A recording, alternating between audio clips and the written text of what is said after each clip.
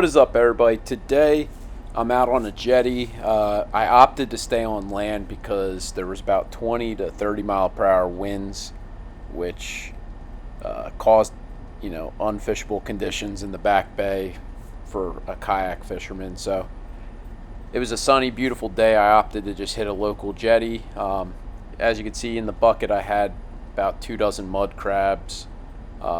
Opted to do some jig fishing along this jetty because this is the time of year that you can really do very well with tog.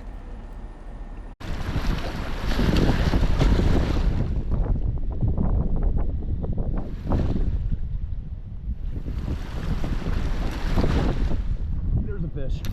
There's a fish. Let's go. Tog, probably? Yep. Let's go. First tog of the day. Actually not a bad one, not a keeper. So just to start off, where I was casting was within 10 yards of the initial rocks that you see at the bottom here. What I know about this specific jetty is that there's a big drop off about 15 to 20 yards off, and if you're casting past that, you're gonna snag up a lot just because of the sheer angle of the line. There's definitely some weird current pattern right here pushing the jig in, and we are fishing really light. I got a 1/4 ounce on, I believe. Oh, got him out. Got him out. Oh, going in the wrong direction here. It is crazy though how darker these jetty tog are, man, compared to the ones we catch on bridges and docks. I bet you it's to blend in with this environment. So one of the most important things when you're jetty fishing for tog is that initial hook set, and the first few cranks of the reel are so important. And you're going to see later in this video, we're going to get into some decent sized tog that get me in the rocks, but if you can get them out quickly, you have a really good chance of landing them. Gotta get them up. Oh yeah, that's a better one.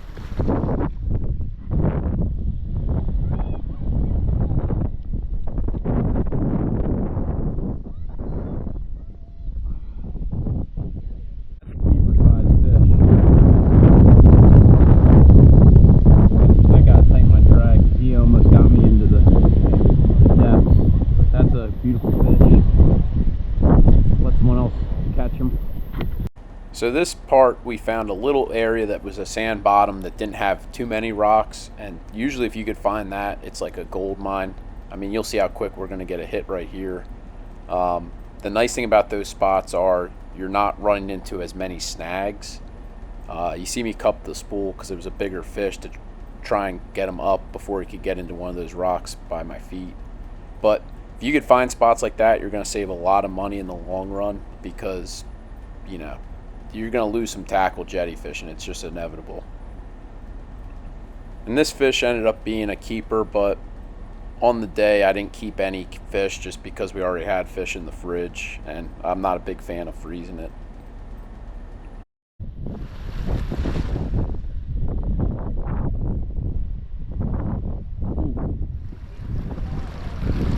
Got him. I was about to say, little guy.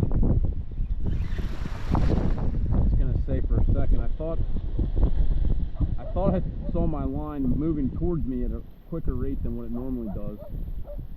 So I have a bunch of mud crabs. I also have a frozen bag of sand fleas, which I'm mixing in now, just to see if it makes a difference with the bite. But I haven't found a difference, honestly, between baits like that.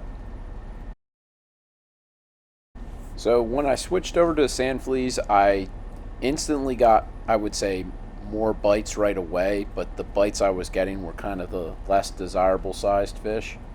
Honestly, I think bait's personal preference. I think if you have some type of crab in these rocks, these fish aren't very picky this time of year because they are bulking up before they move on out to the wreck. So if you get a crab on a jig or a rig out in front of these fish, you're going to have some type of action.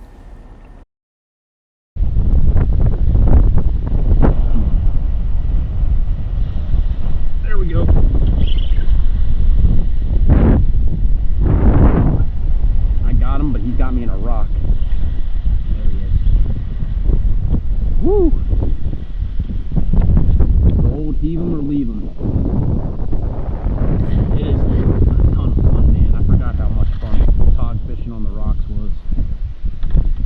beautiful thing about this fishing, you don't need a boat, you don't need a kayak, you don't need a ton of money. You can do this type of fishing without jigs. I know jigs are kind of expensive. You could use, wow, that's a nice fish. You can use knocker rigs, like, you know, egg sinker and a bare hook, and have just as much success as you are on a jig. I just personally like the jigs.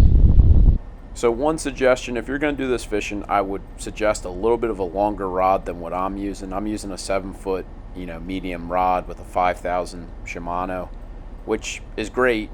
You know, it's going to get the job done, but a longer rod in this situation would definitely go a long way for prying fish out of those, you know, rocks.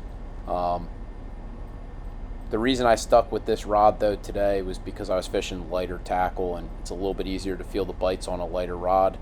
I started out the day with quarter ounce jigs. As the tide picked up, I went to halves, and then later in this video you're going to see me move up to a 3/4 ounce jig just to be able to hold bottom.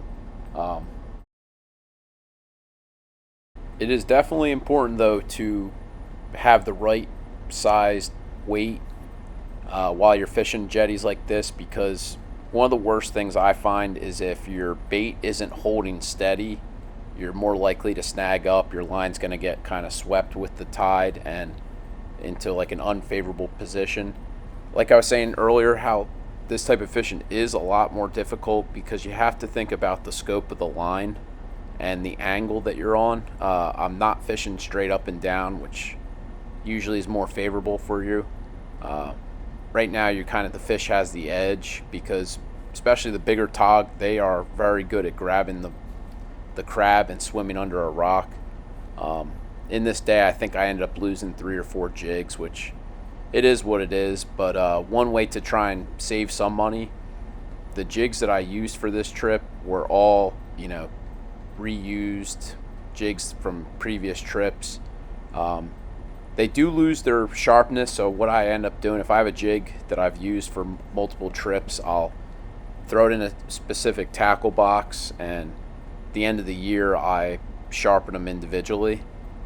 I keep that tackle box full of jigs for trips like this, or areas that I know are super snaggy. That way, you know, I could just reuse something that's been used, and if we lose it, we lose it.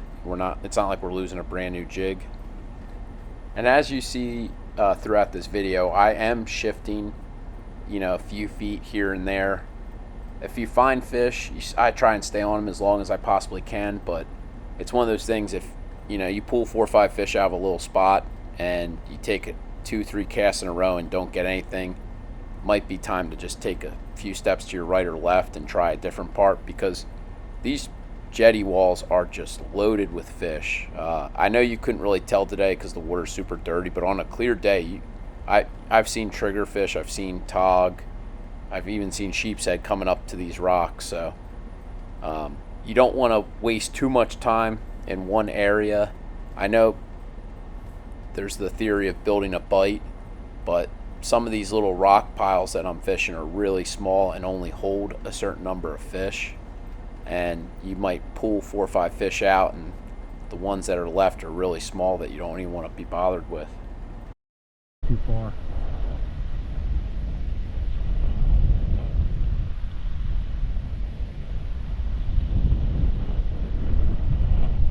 There he is.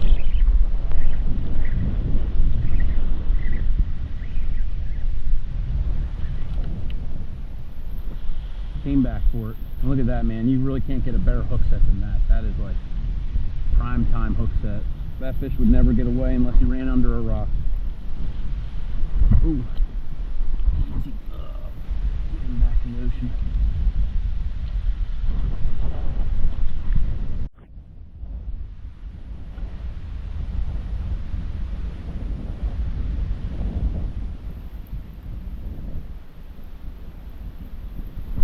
There we go. There we go.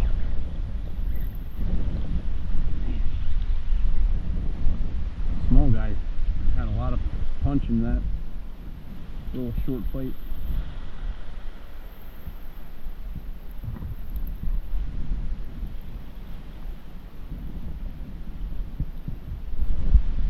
He was not getting away.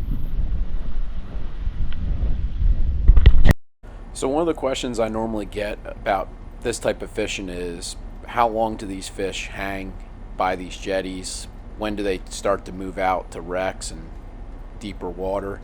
And that is kind of a loaded question, because when you look at, fishing logs, I keep logs from year to year, and it varies. A lot of it's honestly dependent on the water temperature, which right now it's been one of the warmest falls I could ever remember, on top of one of the driest falls. So it's led to very favorable conditions for tog. I mean, this has been, in my opinion, one of the best falls for near shore tog fishing that I could remember in like the last 20 years.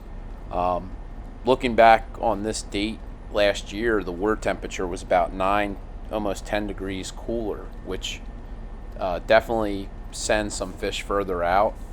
There are fish that hang around these jetties year round, and I've had tog in December, January on jetties like this, but it's definitely a harder and a slower bite than what we're seeing today.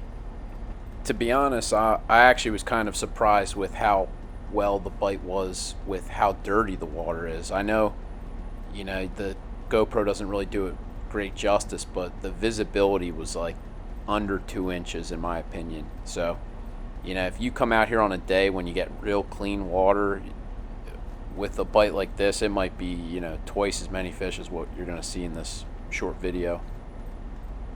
And it's cool to see some of these fish that have the little rust mark on their back. I'm assuming they get that from the rebar or the metal that's, in these rocks that holds the jays together. That we've been hitting. Try right out there. Trying to slide down. That way I keep them in front of me.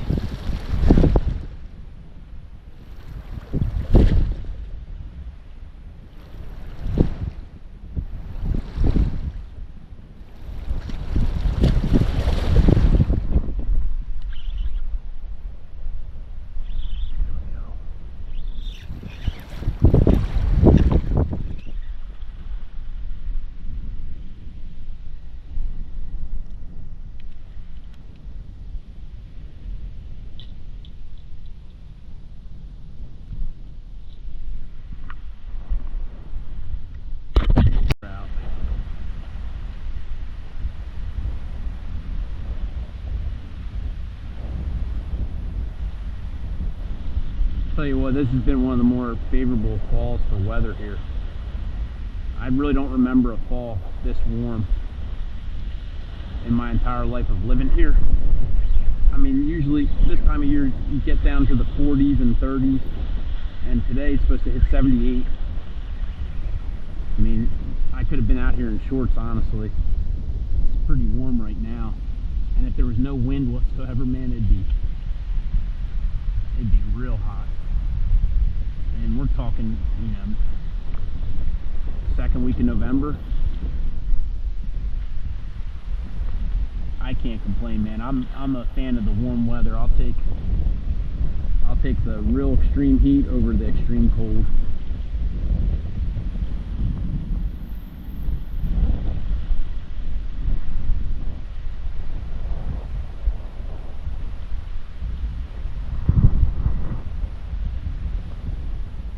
So I do want to preface this, not all jetties are the same. I know that seems something like a simple fact, but in this beach town that I'm fishing in, there's probably 15, 16 different jetties, and I fished, I would say, all of them at some point in my life. Not all of them are tog friendly. If you want to find a jetty that has tog or a decent population of them, you want to find the jetties that have, the deepest pockets and, in my opinion, the biggest drop-offs. Those typically will hold fish. Some of the other jetties in this area are really shallow. And to give you an example, like one that I normally fish at a dead low tide, all the rocks are exposed that are on the bottom, and that usually doesn't bode well for these type of fish. They like, rocks that are submerged most of the time that have mussel growth and barnacles. Those other jetties are great for other species, but where I was fishing for this was only about 8 feet of water most of the day. At some points I was hitting, some holes of 10, 12, and 15, but most of it was pretty shallow. Now, if I were to cast much further out, there's a even bigger drop off, but the issue with that is you run a higher risk of snagging up. In fact, I didn't add it to this video because it would make the video super long, but the few times that I did snag were times that I overcasted and the scope of my line just pretty much drug the jig right into a rock. You're gonna see me a few times like awkwardly lifting my rod as high as I can as I'm setting the hook or as I'm trying to retrieve my jig. And the reason being is that initial drop off, if you don't lift it off of it, you're pretty much, if you just reel straight towards you, it's going to pull it right into those rocks. And most of the snags that I had were my mistake of just retrieving the jig at a slower pace or not lifting it over those rocks. I did have one fish that picked up the crab and ran me into a rock, and go figure, it was probably the best hit I had all day, but you live and learn. Now, if you are new to this and you're trying to find spots, my biggest suggestion would be use Navionics, use Google Earth. That's how I determined where I was going to fish today. I haven't fished in this spot in a couple years, and I mean, I can't imagine if you have a spot dialed in how well you could do. But just using Navionics is so simple. It'll save you a lot of time to, show you where the deeper or shallow water is and where the drop-offs are. And those are typically the areas you want to try. And like I said, a lot of it's kind of like a guessing game. I've probably tried 40 yards worth of the jetty during this trip, and maybe 25 to 30 of those yards had fish. There were spots that did not have anything. Man, I've legit lost 4 crabs right where I casted. Good hits too, man. I'm just being a little too gun shy on them. Oop, little hit. That was like a little sea bass hit.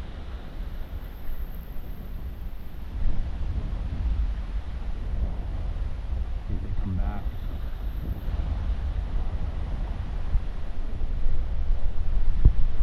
Got it out.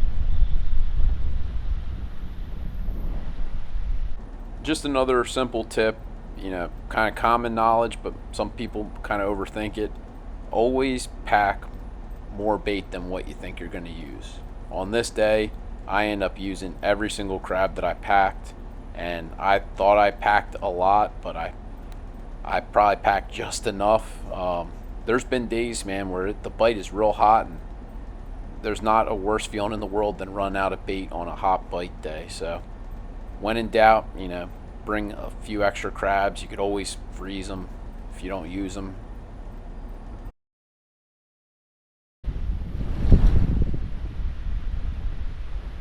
There we go, got him that time. Wow. That's a bigger fish than what we just had. And you can't let up on these fish either. When they get close to the rocks, you just gotta pull them up.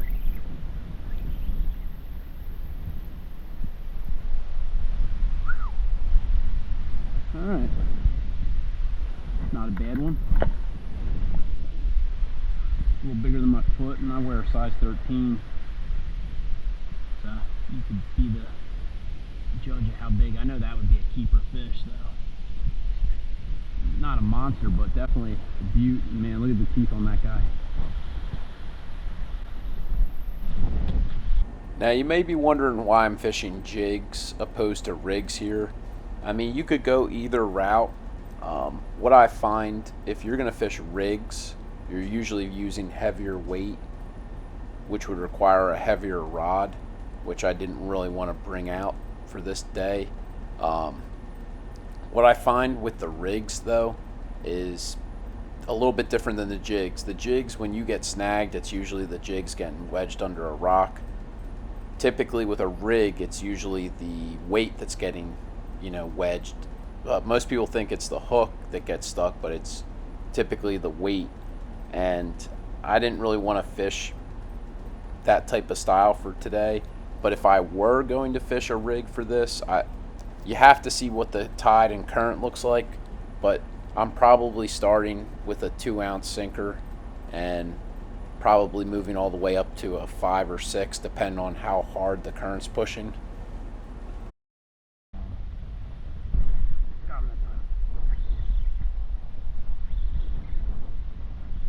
Little guy.